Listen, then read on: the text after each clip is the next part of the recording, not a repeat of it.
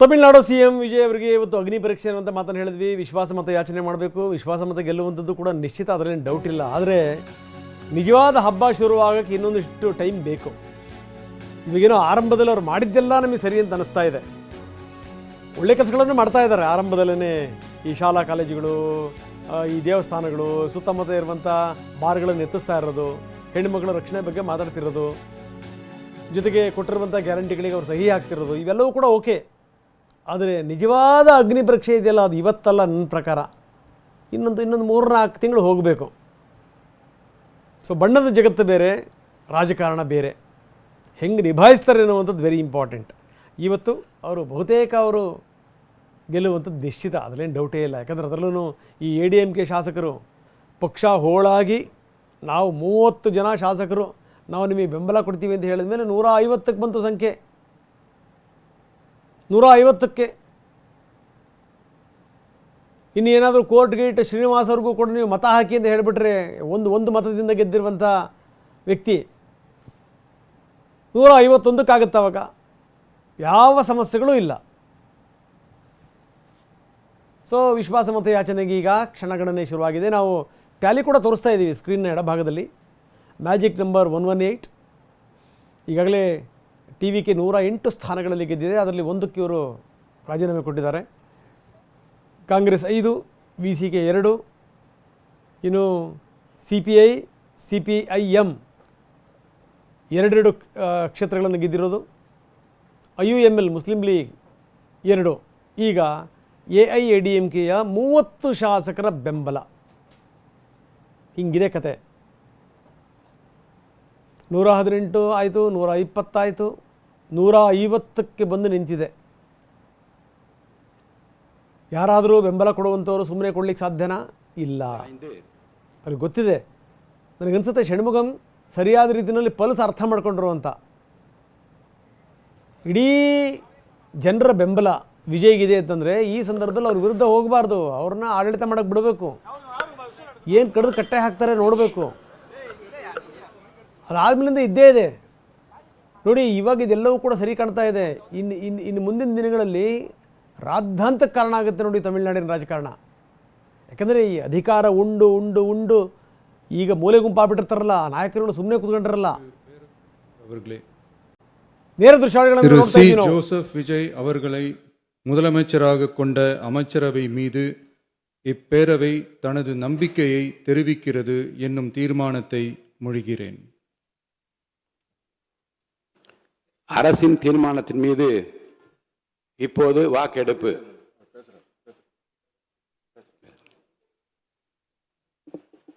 மாண்புமிகு பேரவைத் தலைவர் அவர்களே, மாண்புமிகு தமிழ்நாடு முதலமைச்சர் அவர்களே, அன்பிற்கினிய சட்டமன்ற உறுப்பினர்களே,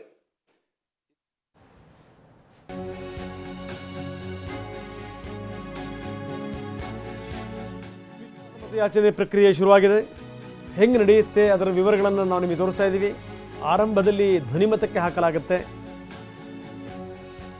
ವಿರೋಧ ಪಕ್ಷದಿಂದ ಯಾವುದೇ ಆಕ್ಷೇಪಣೆ ವ್ಯಕ್ತ ಆಗಲಿಲ್ಲ ಅಂತಂದರೆ ಫಲಿತಾಂಶ ಘೋಷಣೆ. ಇದೆಲ್ಲದೂ ಕೂಡ ತಕ್ಷಣಕ್ಕೆ ಮುಗಿದು ಹೋಗುತ್ತೆ.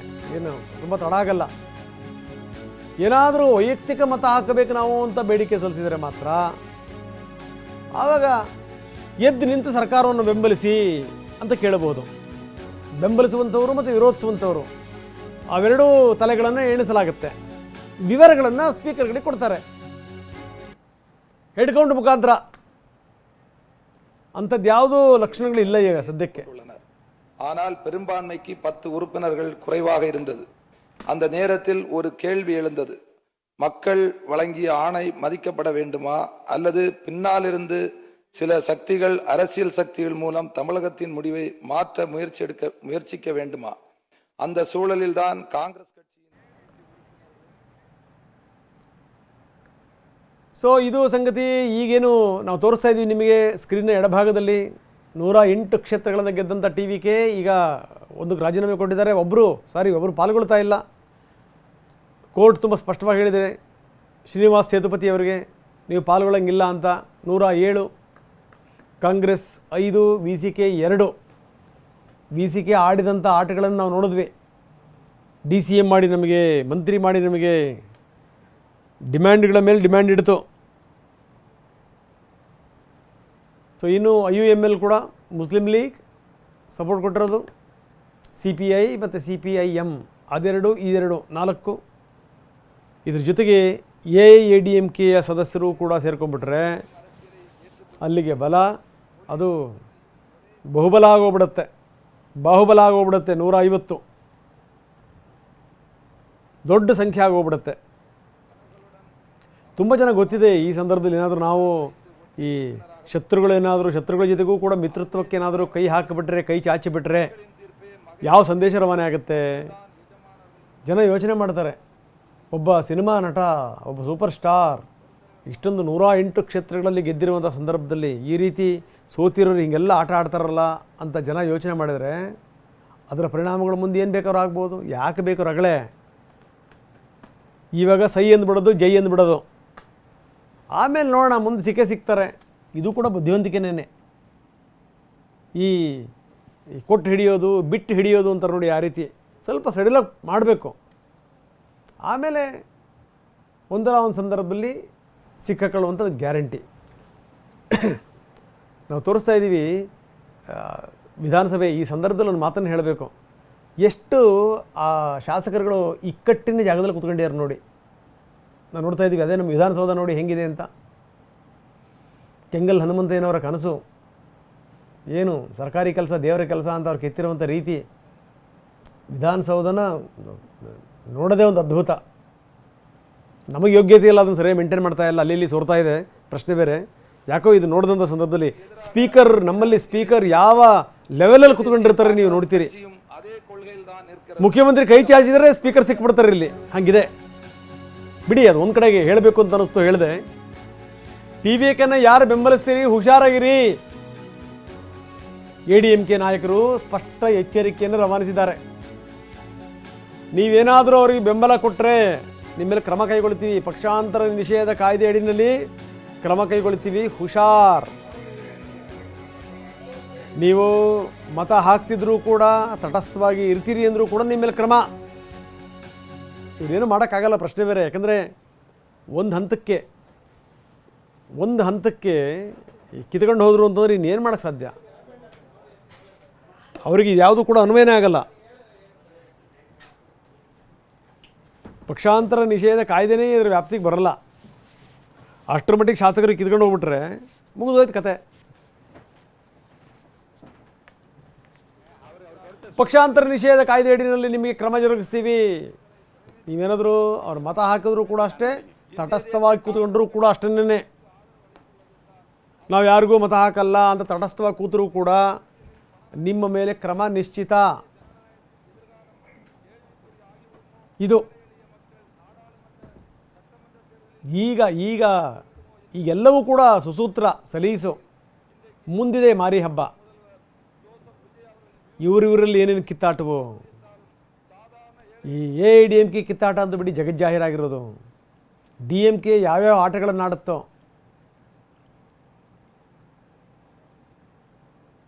ನಿನ್ನೆ ಉದಯನಿಧಿ ಮಾತಾಡಿದಂಥ ಮಾತುಗಳು, ಸೋತಿರೋದು ಯಾವುದಕ್ಕಪ್ಪ ಆತ್ಮಾವಲೋಕನ ಮಾಡ್ಕೋ ಅಂತಂತಂದರೆ ಅದನ್ನು ಬಿಟ್ಟು ಸನಾತನ ಧರ್ಮದ ಬಗ್ಗೆ ಮಾತಾಡೋದು. ಇಂಥ ತಲೆತಿರುಕ ನಾಯಕರುಗಳು ಕೂಡ ಇದ್ದಾರೆ. ಒಟ್ಟು ಜನರ ಗಮನವನ್ನು ಸೆಳೀಬೇಕು ಅಷ್ಟೇನೆ, ಮತ್ತಿನ್ನೇನಿಲ್ಲ. ಸೊ ಇವರು ಎಷ್ಟರ ಮಟ್ಟಿಗೆ ಇವರು ವಿಪಕ್ಷವಾಗಿ ವಿಜಯ್ ಅವರನ್ನು ಎದುರಿಸ್ಲಿಕ್ಕೆ ಸಾಧ್ಯ?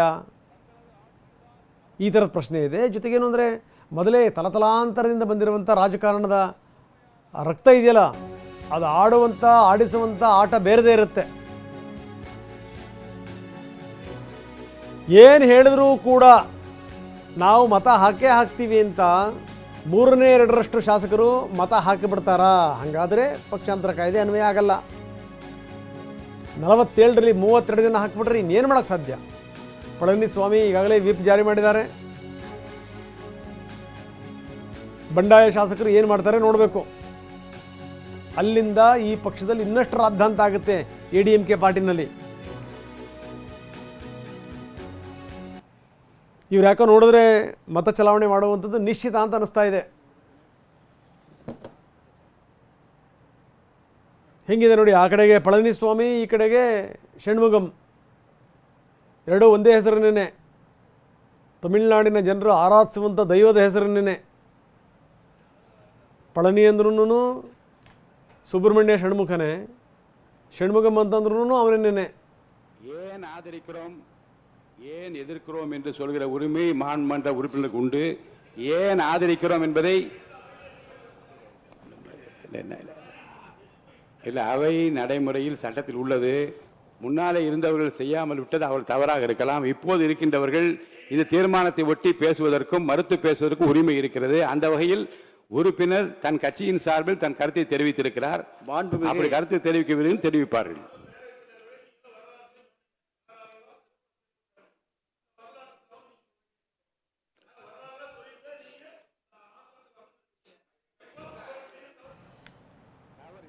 ಒಂದಷ್ಟು ಜನ ಪ್ರಶ್ನೆಗಳನ್ನು ಕೂಡ ಕೇಳ್ತಾ ಇದ್ದಾರೆ ಸ್ಪೀಕರ್ಗೆ. ಸ್ಪೀಕರ್ ಅದಕ್ಕೆ ಉತ್ತರ ಕೊಡುವಂಥ ಪ್ರಯತ್ನ ಮಾಡ್ತಾ ಇದ್ದಾರೆ. ಈ ಸ್ಪೀಕರು ಕೂಡ ಈ ಮೇಲ್ನೋಟಕ್ಕೆ ನೋಡಿದ್ರೆ ಬಹಳ ಬುದ್ಧಿವಂತರು ಅಂತೇನು ಅನ್ನಿಸ್ತಿಲ್ಲ. ಈ ಮೊದಲ ದಿನದಿಂದ ನೋಡ್ತಾ ಇದ್ದೀವಿ, ಅವರ ಮುಖದಲ್ಲಿ ಹತ್ತಾರು ಪ್ರಶ್ನಾರ್ಥಕ ಚಿಹ್ನೆಗಳಿದೆ. ವಿಶ್ವಾಸ ಮತಯಾಚನೆ ಸಂದರ್ಭದಲ್ಲಿ DMK ಸಭಾತ್ಯಾಗ ಮಾಡುತ್ತಾ, ಈ ಪ್ರಶ್ನೆ ಕೂಡ ಇದೆ. DMK ಶಾಸಕರು ಸಭಾತ್ಯಾಗ ಮಾಡುವಂಥ ಇಂಗಿತ ವ್ಯಕ್ತಪಡಿಸಿದಾರಂತೆ. ವಿಶ್ವಾಸ ಮತಯಾಚನೆ ಮಾಡ್ಕೊಳ್ಳಿ ನೀವು, ನಾವು ಸಭಾತ್ಯಾಗ ಮಾಡ್ತೀವಿ.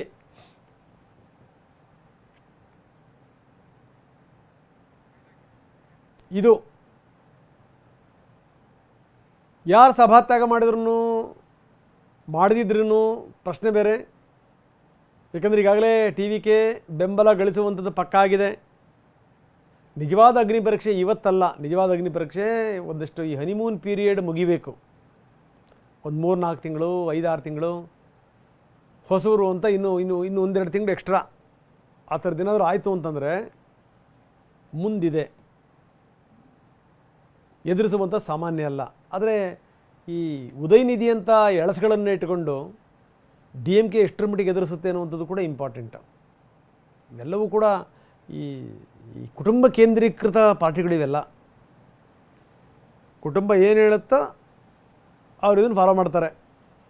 ಆಮೇಲೆ ಈ ಕುಟುಂಬದ ಪರವಾಗಿ ಬಂದಿರುವಂಥ ಈ ನಾಯಕರುಗಳಿದಾರಲ್ಲ, ಅವ್ರು ಏನು ಹೇಳಿದ್ರು ಕೂಡ ಅದನ್ನು ಕೇಳಿಸುವಂಥವ್ರಿಗೆ ಒಂಥರ ಆನಂದ, ಭಾಳ ಅದ್ಭುತವಾಗಿ ಮಾತಾಡ್ತಾ ಇದ್ದಾರೆ ಅಂತ. ಇವೆಲ್ಲ ವರ್ಕೌಟ್ ಆಗಲ್ಲ. ಇವು ಸರಿಯಾದ ರೀತಿಯಲ್ಲಿ, ಯಾಕಂದರೆ ಈಗಿರುವಂಥ ಜನಪ್ರಿಯತೆ ಇದೆಯಲ್ಲ, ಜನಪ್ರಿಯತೆ ವಿಜಯ ಇದು ನಿಜಕ್ಕೂ ದೊಡ್ಡ ಪ್ರಮಾಣದಲ್ಲಿದೆ, ನೋ ಡೌಟ್. ಆದರೆ ಆ ಜನಪ್ರಿಯತೆ ಚಿತ್ರರಂಗಕ್ಕೆ ಮಾತ್ರ, ಅದು ರಾಜಕಾರಣಕ್ಕಲ್ಲ ಅಂತ ತೋರಿಸುವಂಥ ಪ್ರಯತ್ನವನ್ನು ವಿಪಕ್ಷಗಳು ಮಾಡಲೇಬೇಕು.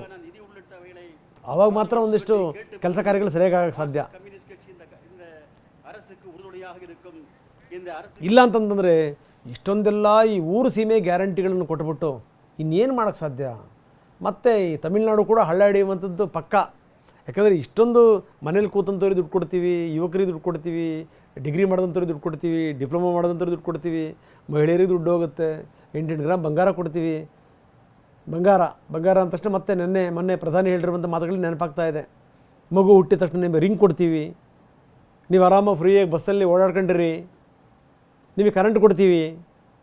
ಹೀಗೆಲ್ಲ ಮಾಡಿದ್ರೆ ಒಂದು ರಾಜ್ಯ ಉಳ್ಕೊಳ್ಳೋಕೆ ಸಾಧ್ಯನಾ? ದೊಡ್ಡ ಚಾಲೆಂಜ್ ಇದೆ. ಅದಕ್ಕೆ ನಾನು ಹೇಳ್ತಾ ಇದ್ದೆ, ಅಗ್ನಿ ಪರೀಕ್ಷೆ ಇವತ್ತಲ್ಲ, ಅಗ್ನಿ ಪರೀಕ್ಷೆ ಮುಂದಿದೆ ವಿಜಯ್ ಅವರಿಗೆ. ತಮಿಳುನಾಡು ವಿಧಾನಸಭೆಯಲ್ಲಿ ವಿಶ್ವಾಸಮತ ಯಾಚನೆ ಶುರುವಾಗಿದೆ. ಈಗಾಗಲೇ ಸ್ಪೀಕರ್ ಕೂಡ ಮಾತಾಡಿದ್ರು. ಇದಕ್ಕೆ ಸಂಬಂಧಪಟ್ಟಂಗೆ ಪ್ರಕ್ರಿಯೆಗಳು ಶುರು ಆಗಿದೆ.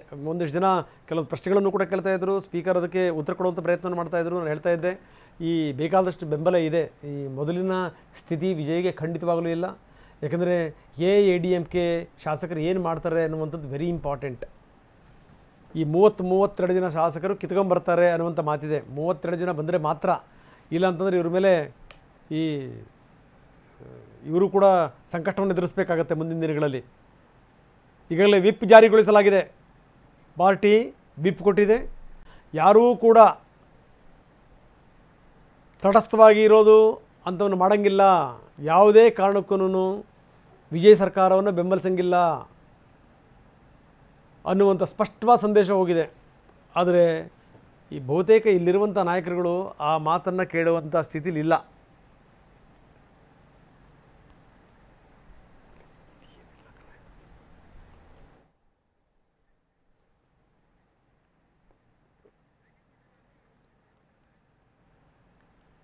ಹೆಚ್ಚು ಕಡಿಮೆ 150 ಜನ ಶಾಸಕರ ಬೆಂಬಲ ಸಿಕ್ತು ಅಂದರೆ ಇನ್ನೇನು. ಆದರೆ ಈ ಬೆಂಬಲಗಳೆಲ್ಲವೂ ಕೂಡ ಶಾಶ್ವತ ಅಲ್ಲ, ಮುಂದೆ ಅವ್ರದ್ದೇ ಆದಂಥ ಒಂದು ಅಸ್ತಿತ್ವ ಬೇಕಲ್ಲ. ಇದೆಲ್ಲ ಆರಂಭದ ಬೆಂಬಲಗಳು ಮಾತ್ರ ಇವು. ಬರೀ ನಮ್ಮ ಪ್ರತಿನಿಧಿ ಹರೀಶ್ ನಮ್ಮದಿಗೆ ಈಗ ನೇರ ಸಂಪರ್ಕದಲ್ಲಿದ್ದಾರೆ. ಹರೀಶ್, ನಾವು ನೋಡ್ತಾ ಇದ್ದೀವಿ ಈಗಾಗಲೇ ಪ್ರಕ್ರಿಯೆಗಳು ಶುರುವಾಗಿದೆ. ವಿಶ್ವಾಸಮತ ಯಾಚನೆ ಜೊತೆಗೆ ವಿಶ್ವಾಸಮತ ಪಡೆಯುವಂಥದ್ದು ಏನು ತುಂಬ ಕಷ್ಟ ಆಗಲಿಕ್ಕಿಲ್ಲ ಅಂತ ಅನ್ನಿಸ್ತಾ ಇದೆ. ಏನಂತೀರಿ? ಹೌದು ರಂಗನಾಥ್, ವಿಜಯ್ ಅವರಿಗೀಗ ಅಗ್ನಿ ಪರೀಕ್ಷೆ ಎದುರಾಗಿದೆ.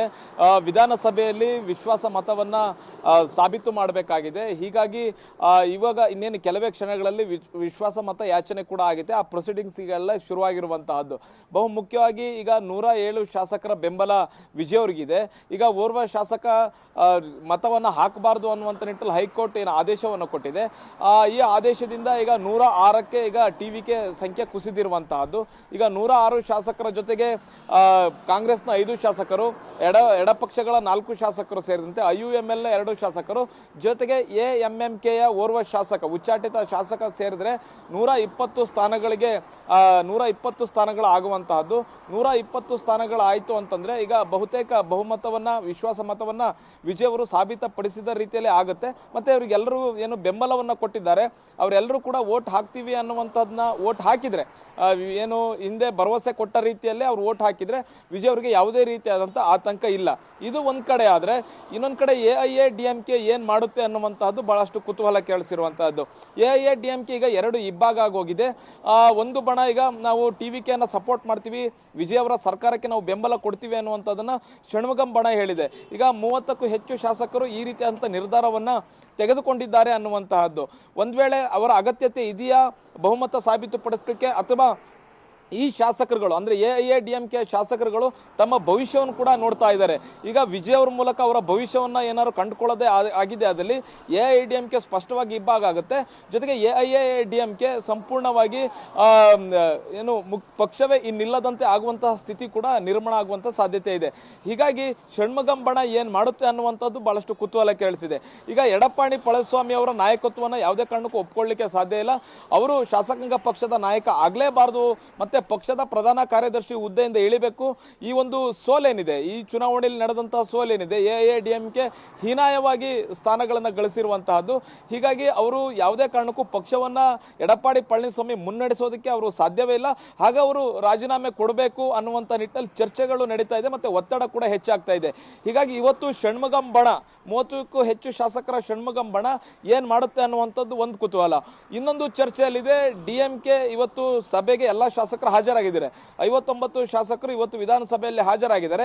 ಕೊನೆಯ ಕ್ಷಣದಲ್ಲಿ ಅವರು ಯಾವ ನಿರ್ಧಾರ ತೆಗೆದುಕೊಳ್ತಾರೆ ಅನ್ನುವಂಥದ್ದು ಕೂಡ ಬಹಳಷ್ಟು ಮುಖ್ಯ ಆಗುತ್ತೆ. ಈಗ DMK ಶಾಸಕರು ಹಾಜರಾಗಿರೋರಲ್ಲಿ ಎಲ್ಲ ಶಾಸಕರು ಕೂಡ ವಾಕೌಟ್ ಮಾಡ್ತಾರೆ. DMK ಇಡೀ ಪಕ್ಷವೇ ವಾಕೌಟ್ ಮಾಡುತ್ತೆ, ಎಲ್ಲ 59 ಸದಸ್ಯರು ವಾಕೌಟ್ ಮಾಡ್ತಾರೆ ಅನ್ನುವಂಥದ್ದು ಚರ್ಚೆ ಇದೆ. ಒಂದ್ ವೇಳೆ ಎಲ್ಲ ಸದಸ್ಯರು ವಾಕೌಟ್ ಮಾಡಿದೆ ಆದಲ್ಲಿ ಮತ್ತೆ ಬಹುಮತವನ್ನ ವಿಜಯ್ ಅವರು ಈಸಿಯಾಗಿ ಇದು ಮಾಡ್ತಾರೆ, ಮತ್ತೆ ಮತಕ್ಕೆ ಹಾಕುವಂತ ಅಗತ್ಯ ಇರೋದಿಲ್ಲ. ಧ್ವನಿ ಮತದ ಮೂಲಕವೇ ಎಲ್ಲವೂ ಕೂಡ ನಡೆದೋಗುತ್ತೆ. ಮತ್ತೆ ಮುಂದಿನ 6 ತಿಂಗಳು ಯಾವುದೇ ರೀತಿಯಾದಂತಹ ಸರ್ಕಾರಕ್ಕೆ ಸಂಕಷ್ಟ ಇರೋದಿಲ್ಲ. ಈಗಾಗಲೇ ಸ್ಟಾಲಿನ್ ಅವರು ಕೂಡ ಸ್ಪಷ್ಟಪಡಿಸಿದ್ದಾರೆ, ಜನಾದೇಶ ವಿಜಯ್ ಅವರ ಪರವಾಗಿದೆ, ಮುಂದಿನ 6 ತಿಂಗಳು ನಾವು ಯಾವುದೇ ರೀತಿಯಾದಂತಹ ತೊಂದರೆಯನ್ನ ಅವ್ರಿಗೆ ಕೊಡೋಕೆ ಹೋಗುತ್ತೆ, ಮತ್ತೆ ಸರ್ಕಾರ ಬೀಳಿಸುವಂತಹದ್ದು ಅಥವಾ ವಿಶ್ವಾಸ ಮತ ಯಾಚನೆ ಮಾಡಿ ಅನ್ನುವಂಥದ್ದನ್ನ ನಾವು ಕೇಳಕ್ಕೆ ಹೋಗೋದಿಲ್ಲ. ಮುಂದಿನ 6 ತಿಂಗಳ ಕಾಲ ನಾವು ಅವ್ರಿಗೆ ಯಾವುದೇ ರೀತಿಯ ತೊಂದರೆ ಕೊಡೋದಿಲ್ಲ ಅನ್ನುವಂಥದ್ದನ್ನ DMK ನಾಯಕ ಸ್ಟಾಲಿನ್ ಅವರು ಕೂಡ ಸ್ಪಷ್ಟವಾಗಿ ಹೇಳಿದ್ದಾರೆ. ಹಾಗಾಗಿ ಇವತ್ತು ವಿಜಯ್ ಅವರು ವಿಶ್ವಾಸ ಮತ ಯಾಚನೆ ಮಾಡುವಂತಹದ್ದು ದೊಡ್ಡ ಇದೊಂದು ಪರೀಕ್ಷೆ ಅಂತ ಅನಿಸ್ಕೊಳ್ಳೋದಿಲ್ಲ. ಮತ್ತೆ ಅವರು ಆರಾಮಾಗಿ ವಿಶ್ವಾಸ ಮತ ಯಾಚಿಸುವಂತಹ ವಿಶ್ವಾಸ ಅವರಿಗೆ ವಿಜಯ್ ಅವರಿಗೆ ಇರುವಂತಹದ್ದು. ಬಹು ಮುಖ್ಯವಾಗಿ ಇನ್ನೊಬ್ಬ ಶಾಸಕ AMMK ಪಕ್ಷದ ಶಾಸಕ ಕೂಡ ಬೆಂಬಲ ಕೊಡ್ತಾ ಇರುವಂತಹದ್ದು. ಹಿಂದೆ TTV ದಿನಕರನ್ ನೇರವಾಗಿ ರಾಜಭವನಕ್ಕೆ ತೆರಳಿದ್ರು, ನಮ್ಮ ಪಕ್ಷದ ಶಾಸಕ ಹೈಜಾಕ್ ಮಾಡಲಾಗಿದೆ, ಅವ್ರನ್ನೆಲ್ಲೋ ಅಜ್ಞಾತ ಸ್ಥಳದಲ್ಲಿ ಇಡಲಾಗಿದೆ, ಹಾಗಾಗಿ ಅವ್ರನ್ನ ಕೊಟ್ಟಿರ್ತಕ್ಕಂಥ ಬೆಂಬಲದ ಲೆಟರ್ ಇದೆ ಅದು ಫೋರ್ಜರಿ ಆಗಿರುವಂತಹದ್ದು, TVK ವಿರುದ್ಧ ಕ್ರಮ ಕೈಗೊಳ್ಳಬೇಕು ಅಂತ ದೂರನ್ನು ಕೂಡ ಸಲ್ಲಿಸಿದ್ರು. ಈಗ ಆ ಒಬ್ಬ ಶಾಸಕ, AMMK ಒಬ್ಬ ಶಾಸಕ TVK ಜೊತೆ ಫರ್ಮ್ ಆಗಿ ನಿಂತಿರೋದ್ರಿಂದ ಈಗ ಆ ಪಕ್ಷದಿಂದಲೇ ಆ ಶಾಸಕನನ್ನ ಉಚ್ಚಾಟನೆ ಮಾಡಲಾಗಿದೆ. ಹೀಗಾಗಿ ಆ ಪಕ್ಷದಿಂದ ಶಾಸಕ ಉಚ್ಚಾಟನೆ ಆದಂತ ಸಂದರ್ಭದಲ್ಲಿ ಈಗ ಆ ಪಕ್ಷದ ಶಾಸಕ ಏನಿದ್ದಾರೆ ಕಾಮರಾಜ್ ಅವರು ಸ್ವತಂತ್ರರಾಗಿದ್ದಾರೆ. ಯಾರಿಗೆ ಬೇಕಾದ್ರೂ ವೋಟ್ ಹಾಕ್ಲಿಕ್ಕೆ ಅವರು ಸ್ವತಂತ್ರರಾಗಿದ್ದಾರೆ. ಹೀಗಾಗಿ ಅವರು ವಿಜಯ್ ಅವರಿಗೆ ವೋಟ್ ಹಾಕ್ತಾರೆ ಅನ್ನುವಂಥದ್ದು ಪಕ್ಕ ಆಗಿರೋದ್ರಿಂದ ಈಗ ವಿಜಯ್ ಅವರಿಗೆ ಯಾವುದೇ ರೀತಿಯಾದಂಥ ಅಡ್ಡಿ ಆತಂಕಗಳು ಏನೂ ಇಲ್ಲ. ಈಗ ವಿಜಯ್ ಅವರು ಮುಖ್ಯಮಂತ್ರಿ ಆದ ತಕ್ಷಣ ಅವರು ಮಾಡಿದಂತಹ ಕೆಲಸದಲ್ಲಿ ಅವರ ಜ್ಯೋತಿಷ್ಯ ಏನು ಹೇಳ್ತಿದ್ರು. ಓಕೆ, ಕಾರಣಾಂತರಗಳಿಂದ ನಿಮ್ಮ ಸಂಪರ್ಕ ಸಾಧ್ಯ ಆಗ್ತಿಲ್ಲ. ಥ್ಯಾಂಕ್ ಯು ವೆರಿ ಮಚ್ ತಮ್ಮೆಲ್ಲ ವಿವರಗಳಿಗೆ. ಸೊ ಇವತ್ತು ಏನವ್ರಿಗೆ ಅಂತ ಕಷ್ಟ ಆಗಲಿಕ್ಕಿಲ್ಲ. ವಿಶ್ವಾಸಮತ ಯಾಚನೆ ಪ್ರಕ್ರಿಯೆ ಶುರುವಾಗಿದೆ. ವಿಶ್ವಾಸಮತ ಪಡೆಯುವಂಥದ್ದು ಕೂಡ ನಿಶ್ಚಿತ.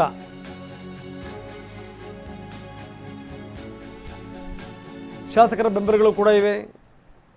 ಈಗಾಗಲೇ ಹಲವಾರು ಪಕ್ಷಗಳು ಬೆಂಬಲ ಘೋಷಣೆ ಮಾಡಿವೆ. ಇದೆಲ್ಲದರ ಜೊತೆಗೆ AIADMK ಶಾಸಕರುಗಳು ಕೂಡ ಸಿಡಿದು ಬರುವಂಥ ಸಾಧ್ಯತೆ ಇದೆ. ಆ ರೀತಿ ಆಯಿತು ಅಂತಂದರೆ ಎಲ್ಲವೂ ಕೂಡ ಸಲೀಸಾಗುತ್ತೆ, ಸುಸೂತ್ರ ಆಗುತ್ತೆ.